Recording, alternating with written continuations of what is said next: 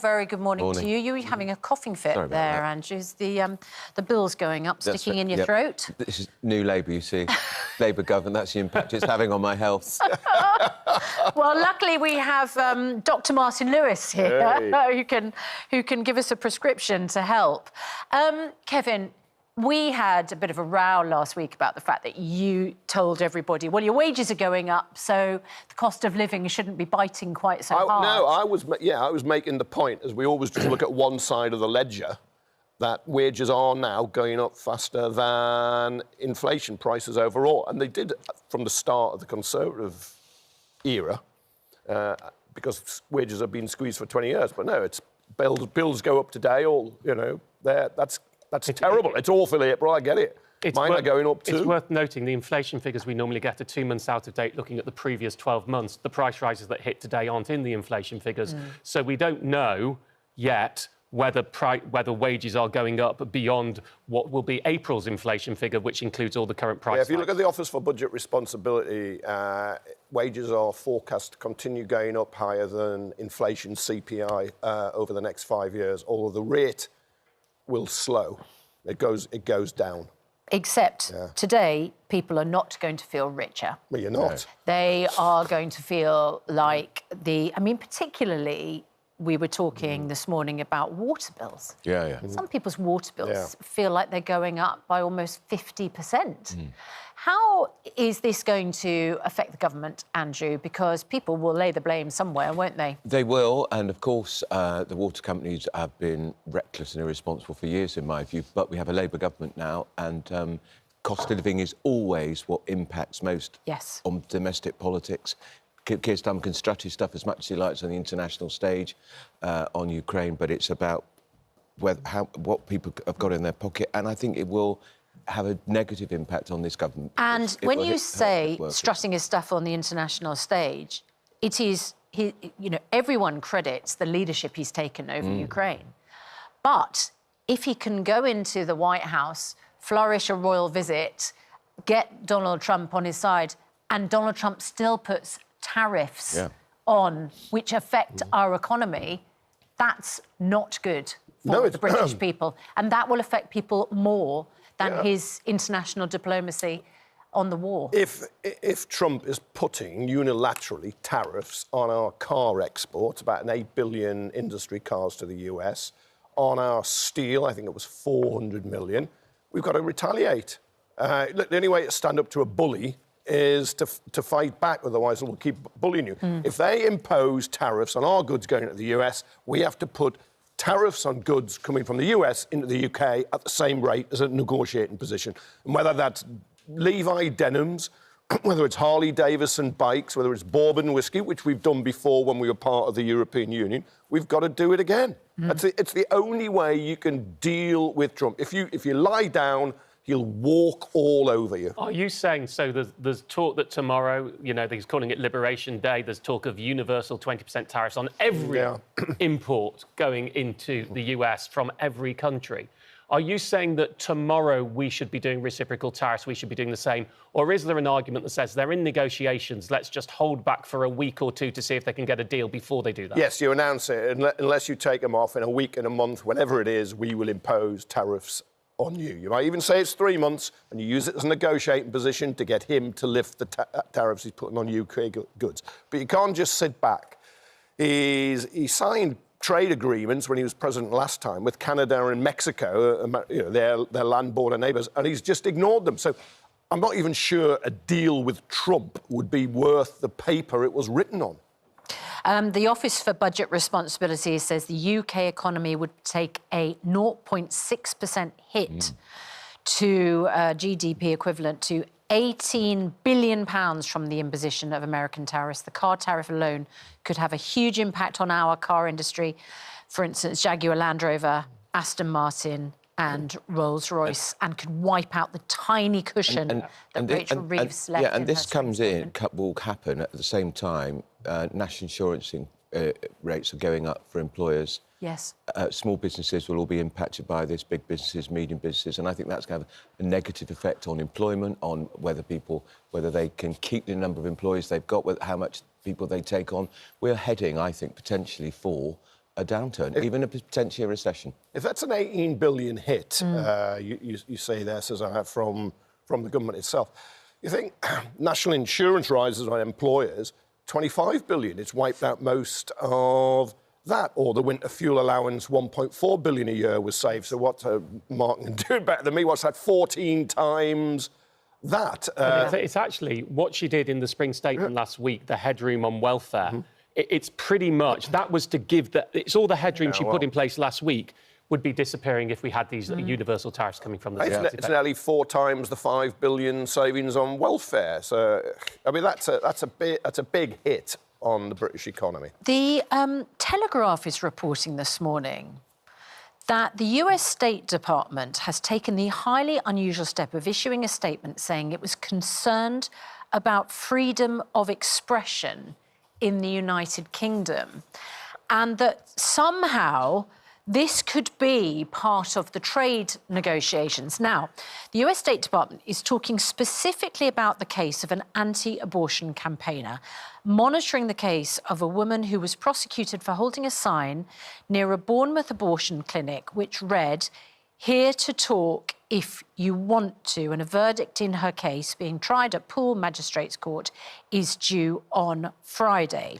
So let's leave that case to one side for the moment. But the Telegraph is saying that a source familiar with trade negotiations said there should be no free trade without free speech. This is quite an extreme. If Keir Starmer had to trade free speech for free trade, I mean, when you think about the huge concern and I would say moral panic at the moment about what's online, whether we conceded something about online safety, which the Prime Minister yesterday made a very big deal about, talking about misogyny online, how it's affecting young children, teenage boys. Would we give that away to the American tech companies? Well, it would be an outrage, frankly. Yeah. But it would be throwing a whole load of principles under the bus. It would. And but what's their bigger principle? Because the Labour government said they wanted growth, growth, growth. Exactly. But this isn't unheard. This isn't particularly new either, because J.D. Vance said very early on, the Vice President, he's very concerned about free speech in the United Kingdom. Because he's anti-abortion. There's a theme here. Yeah, and they've singled out abortion clinics before because they don't. Because we're being banned now in this country from protesting near abortion clinics. That's the idea. And in America, they think that's reprehensible. There are now, it's regrettable, but around some abortion clinics, I think it's 150 metres, an exclusion zone, because women going to abortion clinics were being intimidated and harassed by protesters saying, don't go. Well, now, if the whole free speech argument, if you were in the United States, you try and make the case for abortion.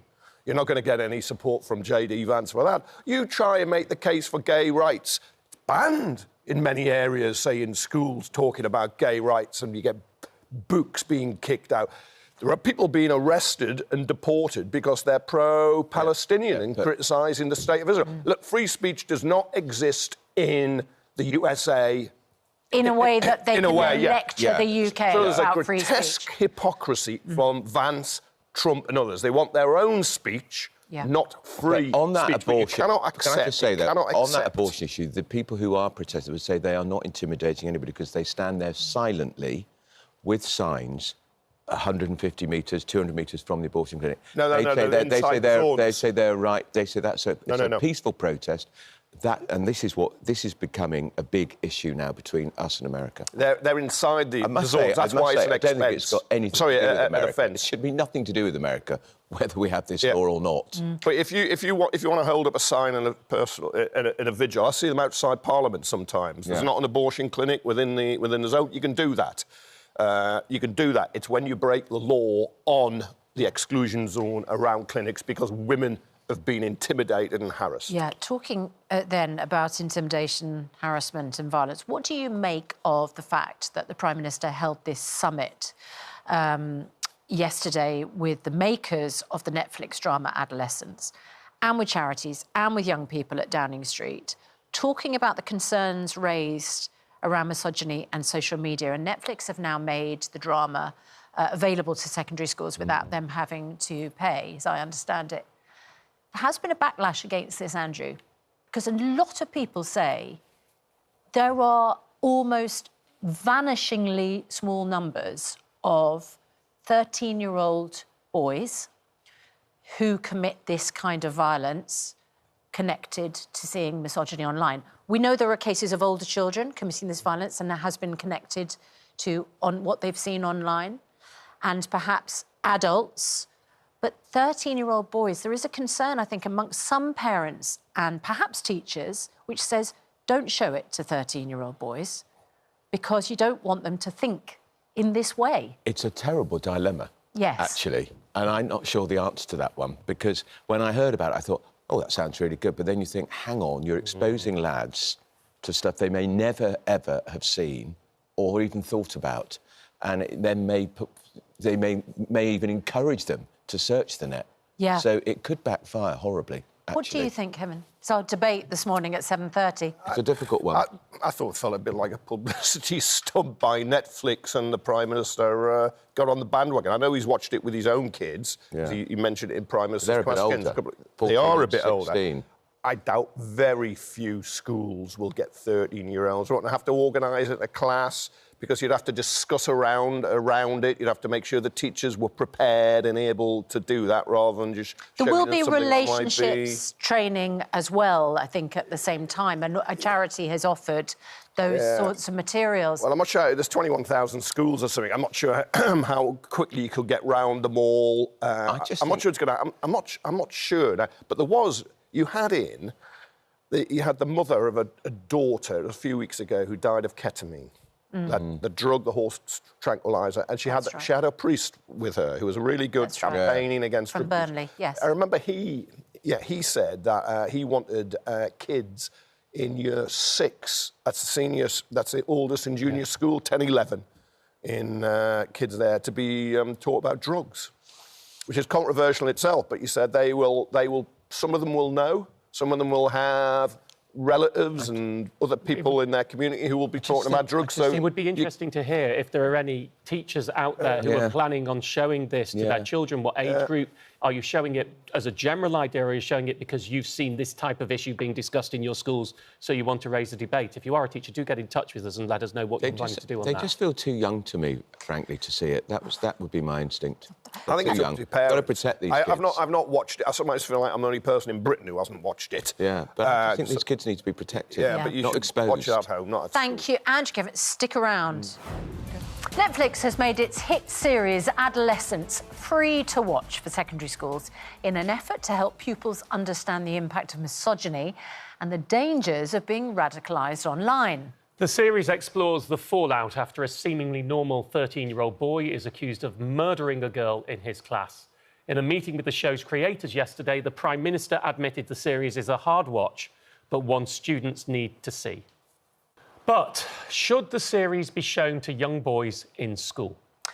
Criminologist and author Andre Harriet believes in the right context, Adolescence could make a difference. But social scientist Dr. Sophie King-Hill argues it risks demonising young men. Very good morning to both of you. Dr. Sophie King-Hill, you're a social scientist at the University of Birmingham. Is there evidence, do you think, that this would help, because Netflix have made this available for children and teachers in schools, or could it actually have the reverse effect? Yeah, I absolutely think it should not be shown in schools. I think it's been a complete knee-jerk reaction. It's sensationalism, and it risks demonising young men as a gender to be feared. Nobody has spoken to young people about this, if this would be useful. Nobody has consulted with schools. And there's some pockets of really good work going on at the moment that's evidence-based. So instead of having this knee-jerk reaction and showing this programme in schools, why aren't they trying to upscale the work that's already going on? And also, it's rated a 15. This means 15 and 16-year-old boys are going to be watching something that relates to a 13-year-old in the exam years. I think it's completely unrealistic. Andre, you think actually it could have a positive benefit? I do. So to provide context, I'm a criminologist, sociologist, and I've worked with thousands of children in custody and community settings. And I find that the messages within adolescence, they're key as a deterrent for some of the younger children in secondary schools as well. I mean, you can focus on the impact that murder has, the impact that the grieving families are experiencing, the criminal justice response to children being involved in criminality. Those are some of the key themes you can pull out to be a deterrent for children for becoming involved, including the misogynistic language, including harmfully sexualized behavior towards girls and women. But getting that information into children much earlier could be a deterrent, absolutely. It's not the difficulty here that you're talking about children already within the criminal system. Absolutely. I mean, certainly you can understand that children who have already been exposed to this and are behaving in that way, this may be beneficial to them. Yes. But you are also showing it to all those who haven't been exposed to it, who didn't know about it, and you run the risk of it being an educational facility for them, moving them towards it, don't you? So the challenge we have, our children are already exposed through social media to so much, that we're unaware of as parents and as adults.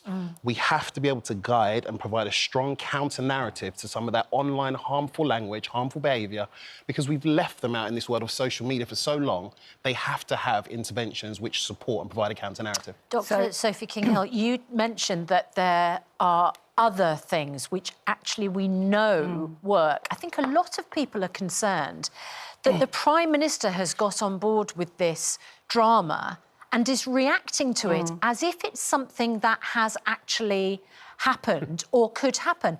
But how often do 13-year-old boys commit this kind of violence inspired by misogyny online? I'm not denying there is a connection between misogyny online. It has been mentioned in certain criminal cases. But with children committing these crimes? Yeah, young children of 13? We've got to remember that this is a drama for Netflix. It's not been designed as an educational tool. And to put it into schools and to think that it's going to combat these really complicated, complex issues for different boys in different situations is just incredibly naive at the very least. So this is where I disagree. I have to say, I've seen such a positive response from practitioners within the field. So that's youth justice leaders, that's criminal justice leaders as well, who are saying that this is a tool that can be used within not just school settings, within wider communities to talk about the type of language which is harmful to girls and women. I tell you what the problem is with that, though. That's professionals saying that. Who's spoken to the young people? So, do young people think Yeah. that this is a useful tool to come in at 15 and 16? So again, this interestingly, is far too little, far too late. Interestingly, language is important. So I work with children. I don't work with young people. I work with children under the age of 18. And when we go into schools and we deliver something called the Boys to Men programme, which supports them to think about healthy relationships, they'll say to us, you know, the language we use towards girls, we wouldn't use that towards our mums, our nieces, our grandparents, etc. So why has that language become normalised? What you then find are older children are changing their culture. They're moving from becoming bystanders to challenging language and challenging inappropriate behaviour. And it teaches the younger ones as well, this is how we should conduct ourselves within schools. Yeah. So I think there's some real validity in going into those spaces and using this information. Sophie? I think it's, like I said, it's naive, and I think it's incredibly flawed to think this is going to fix the complex, endemic issues that we have within the education system. And so I agree with that. Okay. And what I don't think we should do is just press play on this. I think it should be a structured intervention within schools. Teachers, Netflix are offering this copyright free. We'd be interested to know whether you're planning to show it if you're teaching in a secondary school, whether you're planning to show it or not. Do get in touch. Yeah, Simon says, I'm an English teacher. Recently showed the first episode to my Year 10 class, which is age 14 to 15. You could have heard a pin drop. They were glued and wanted to watch the rest. I used it as a review writing lesson afterwards. Fantastic. A very useful show. Millions of workers get a pay rise from today as the government's increases to the national living wage come into force. But it'll also mean big businesses have an extra cost on their hands the day before Donald Trump's tariffs are due to hit British industry. Secretary of State for Business and Trade, Jonathan Reynolds, joins us now. So, good morning, Secretary of State. I presume you're on here to talk about the increase in the national minimum wage. I won't call it the living wage. You call it the living wage, by the way, which was something... No, I call it the national minimum wage, but we had exactly that conversation before we came on today. Yeah, it's interesting, because George Osborne stole that off the Living Wage Foundation, which sets a much higher living wage than the one that your government has set. Do you think it's time to get rid of the phrase living wage and turn it back to just being a minimum wage, which is what it really is? Well, it's a little bit confusing, you're right, because the living wage, I understand, is technically the main rate and the rest of the rates are still the minimum wage. But look, that confusion, I think, isn't helpful. What is helpful is the uprating that you quite rightly highlight today. So 3 million workers having a pay rise, the main rate going up to £12.21 an hour. That's worth about £1,400 a year on average. And look, we know things are still tough for people. I'm not in any way, not aware of those pressures. But this is the kind of change that starts to make a difference, that starts to make sure wages are rising faster than inflation, that gives people the chance to have some of the spending power necessary to combat some of that. And of course, for the 18 to 20-year-old rate, one of the biggest increases ever, starting to equalise that. So I want everyone to have a living wage. We can't get there overnight. We've got to work with business and other partners around doing that. But that cost of living being featured in the calculation is an important way to make sure people can start to meet some of the pressures they're under. Well, thank you. I'm looking forward to seeing you change it back to the minimum wage name, if you agree that there's a complexity and confusion with it. Just a note, something else that's going to be happening at the end of the week is you're increasing national insurance costs for employers. I just want to read something the Office for Budget Responsibility, the official body on this, said about it. In the 2025-26 tax year, firms will pass on 60% of the higher costs to workers and consumers via lower real wages and higher prices, and absorb 40% themselves in lower profits. That's its forecast. So you want wages to go up, but one of the first main actions we had in the budget last year is something that is bringing wages down. Yes, and we have always been clear that there was an ask of business in the budget. I totally recognise that. We tried to mitigate that through the changes to what is called employment allowance, which is the allowance businesses have before they pay any national insurance contributions. We've also got a range of measures, whether that's the long-term reform of business rates, the changes to planning, to regulation, to try and mitigate some of those pressures. But all businesses themselves know that the starting point for any kind of prosperity has got to be stability. I've heard, to be frank, no alternative to the policies pursued by the Chancellor to fill the black hole that we inherited. I wish, as any new government would wish, you don't have to start with difficult decisions. But look, those pressures were there. I wouldn't be able to come on here and talk about a whole range of things that are important to me that my department pay for, from post office compensation to money for the steel industry, unless the Chancellor had repaired the national finances and put them on a sound footing. I know there's an ask there. We tried to recognise and mitigate that, but ultimately we all need the kind of economic stability that's got to be in place before you talk about people being better off. Well, let's talk about economic stability. It's Bill's day today, B-Day if you like, because people are having their backsides rinsed by what's going on with bill after bill rising. First of all, water, regulated prices, privatised firms, no competition, up 26% on average. Some people seeing bill rises of over 50%. Billions of pounds paid in dividends to shareholders while companies rank up debts. What are you going to do about it? Is it about time to take it back into public ownership? Well, with the water industry, I recognise the level of failure that has existed and how angry people are around this. The regulation that's in place now prevents the kind of things that we saw under those years of Conservative government. I understand people seeing dividends taken out of a business and reinvestment not going in is not acceptable to them. It's a much tighter regime now, and where those bills rise, it's to pay for the kind of investment, particularly to make sure we're separating out the sewage side of the water treatment from your water that you get, to prevent the kind of pollution of waterways, which quite rightly, again, the public feel very strongly forgive me, about. It's going up 26%. You're in government. This isn't the former government. You're in government. That money hasn't gone back. People are seeing their bills rise. 26% is a regulated price rise. It's going to continue to go up substantially above inflation for at least the next 4 years. That's your responsibility. What are you going to do about it? The distinction I'm making is this is money to invest in the system rather than going out by way of dividends without that investment taking place. But the money's already been wasted. Why aren't we recouping that from the water companies who pay billions out in dividends?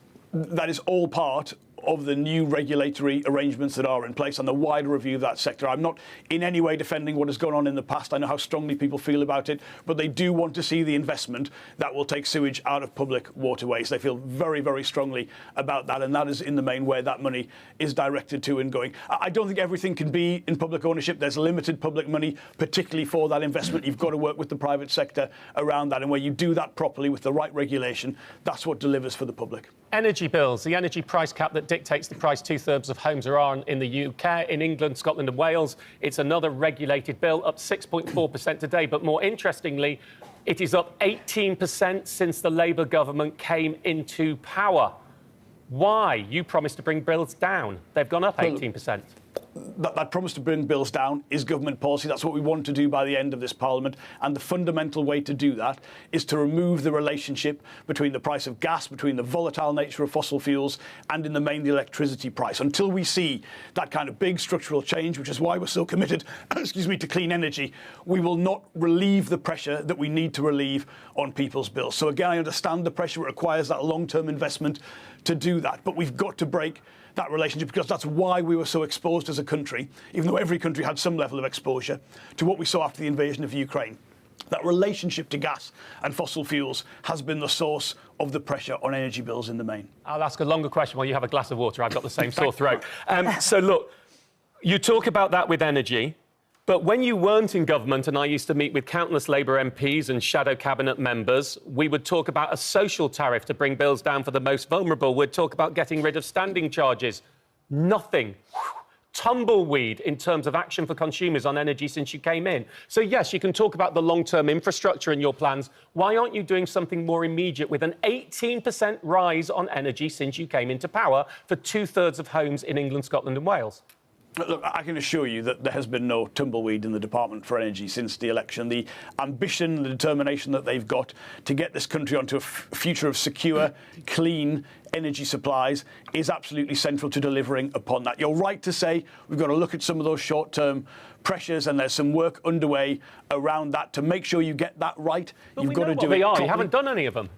Well, look, the spending review is not far away, where we've got the chance to do some of those things that will make a difference in the biggest way. I can't announce those today. You know you've got to wait till the big announcements on that as they go forward. But we're absolutely aware of the pressures that are in place. But we need that long-term plan, that long-term investment, as well as for relief for people in the short term. Until we have the kind of ambition on clean energy and breaking that dependence on a very, very volatile gas price, we'll never give people the energy security and the comfort on bills that they need. Forgive me, I think the government seems to have a wait problem, because every time I ask it something, it tells me to wait. I wrote to the Secretary of State for Energy about smart meters. We have a perverse targeting that means companies are fined if they don't install smart meters. Even if they don't work, they have to install them, and yet they don't repair smart meters because the targeting is to install them as opposed to repair broken ones. I've written to the Secretary of State asking him to change this. I've had nods and smiles. Nothing's happened. Do you have a wait problem?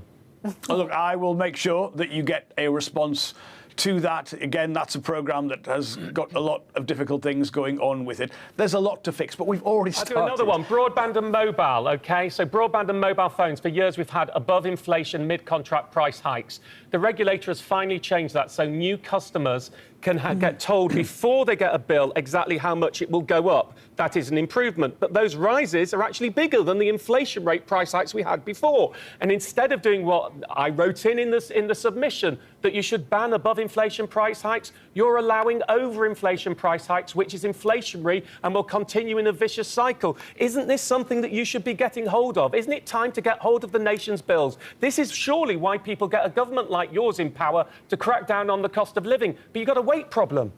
Absolutely. Well, look, I disagree with that. Those issues you raise, fair enough. But look, this pay rise today is exactly the kind of thing the government controls, the national minimum wage, the ability to set that in a way which takes into account the cost of living. It's also why we're committed to the triple lock for pensioners to protect them as best we can, why we've had that freeze on field duty, which benefits everyone. It's why breakfast clubs are being rolled out very soon. That's worth about £450 a year to the people who are affected. It's also, by the way, why we've run the economy in a way which has let the Bank of England make those 3 cuts to interest rates in a way that benefits everyone across the whole country. So look, I know there's a lot to do, Martin, but we've got to work straight away. Of course, we're not going to turn around 15 years of stagnating living standards and low wages overnight. But we've started to see the impact of the changes that we have made, particularly with wages for the first time in a long time, really rising faster than inflation. That's the way you ultimately make people better off. And yes, these costs that they face, we've got to tackle these. There is work underway on all of these things. And I'm as impatient as you to see the difference that can be made. But on your central question, which is this government about a change? Is the plan for change about changing what we've inherited? Is this why the government was elected? Absolutely agree with all of that. And that's the difference we're seeking to make. Well, thank you very much for your time today. Thank you for engaging in a robust conversation. Thank you, and I hope we manage to fix the weight problem. Thank you. We're joined by GB News presenter and the Mail's consultant editor, Andrew Pearce, and the Mirror's Kevin Maguire. Much shorter title for you, Kevin. I know, I'm succinct. He's long-winded. No, you're long-winded, mate. Everybody knows that every time you open your mouth. You've just gone on and on there. I mean, just prove me point. Just a quick question on the back of the interview that we had there. Well done, by the way. Does the government have a weight problem? Kevin? Yeah. Because you promise the earth and then you don't deliver it immediately. And I think it's important to keep up the pressure. You said you'd do this, you haven't. When you're going to do it? And it gets action. I can understand. You can't change the world in a day. We all get that. But if you've got to show you are going as hard and as fast and as quick as you can to improve people's lives. And we shouldn't forget, actually, that Ed Miliband told us again and again in the run-up to the election, the Energy Secretary, who's now the Energy Secretary, our energy bills would fall by £300 a year. Now they're saying maybe by the end of the Parliament, but it's not going to happen at all, is it? And one of the big problems people have got is paying their energy bills. Well, I mean, the way that could happen is if there is a peace treaty in Ukraine, Russian gas supplies turn back on, that would drop energy prices quite substantially. That would be nothing to do with the government. But that wasn't his promise, though, because that's fossil fuels. What he meant, there were T&Cs attached to that. And that is 5 years' time, when you have far more renewable energy, bills will be £300 less than they would have been. So they might have still gone up because of oil and gas prices, which are international and we can't control. No matter how much is pumped out of the North Sea, it's not ours as such. Well, you do know that energy bills in the UK are based on every half hour, what the firms pay is based on the highest form of supply. So even if you've got lots of wind, if you're having to buy a little bit of gas, you pay the very high gas rate. Just like to point out, the manifesto promised we will save families hundreds of pounds on their bills, not just in the short term, but for good. So it was a promise in the short term, as well as in the long-term Parliament. It's another broken promise. Feels like it to people this morning, doesn't it? Yeah, it really Awful does. April the 1st. Elaine's got in touch to ask about water meters. She switched to a water meter only last month, and her 2025 bill came down by £300 immediately. So happy days. Almost halved her direct debit. Big response on pensions. Gillo on Instagram, if you have a good private pension and you buy back missing national insurance years, will you not just be taxed more? I hope so, because it means you've got more income coming in. Right? If you get it may not pay off for everybody. Yeah, it will, absolutely. Look, let's say it pushes you up into a 40% tax rate. You only pay 40% tax on the amount you are above the threshold. You don't pay it on the whole amount. So you get an extra £1,000. Well, even if you suddenly start paying 40% on it, you still get an extra £600. What it does is it changes the break-even point from about 2.5 years break-even for buying a full year to about 4 years break-even buying a full year. It changed what you'd get over 20 years from about a £6,000 gain to about a £4,200 gain. Still a £4,200 gain. The tax should not stop anybody doing this. It just slows the rate of return down a bit, but it doesn't stop the gain. Christine on Facebook says, I opted out of paying more national insurance in order to get the higher pension.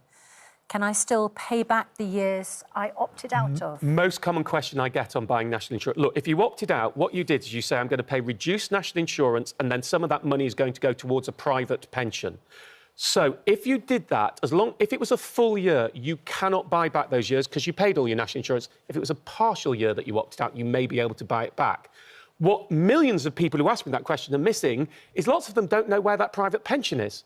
So what you have to go and do, you were paying into another pension, make sure you find where that private pension is, and it may well have done better than you would have done in the state pension. But you can go onto the gov.uk's pension tracing service, find what the pension you opted out into was. You may have tens of thousands of pounds in it. How many people lose a pension? Can't find a pension. Yeah, there's billions and billions of pounds in missing pensions out there. Absolutely. I mean, I had someone the other day got in touch with me. I think it was a £170,000 pension they found. I mean, that's not uncommon. It's absolutely amazing, huge. isn't it? Because people change jobs and it's an occupational pension. But people have 7 or 8 jobs. And we're going to have this pension dashboard in a year or two where you'll be able to see them all in one place. That'll make life a lot easier, but we haven't got it yet. Amazing. That sounds like common sense, that. Yeah, sounds like a weight problem, again. A weight problem. A wait for that to happen. Broadband and mobile, you challenged the Secretary of State on broadband and mobile providers. Those bills are going up. What can people do? So, everybody who's got a mobile phone, you should text 85075. Text info to 85075. It's free. That should then tell you whether you're out of contract. 14 million people are. If you're on 3, your ID Mobile or Smarty, you'll have to reply to give them your date of birth to check. What you're looking for is, does it say you have early termination or cancellation charges at 0? Then you're free to leave. Most people are paying 10, 20, 30 quid. I mean, you can currently get unlimited minutes, unlimited text SIM for 10 gig a month for around 10 gig a month of data for around £3. You can get unlimited data for around £10 a month. A huge majority of people are massively overpaying. And the big thing to watch on mobiles, and this is absolutely outrageous, you get a contract with a handset. You're paying off the handset that's like 30 quid a month.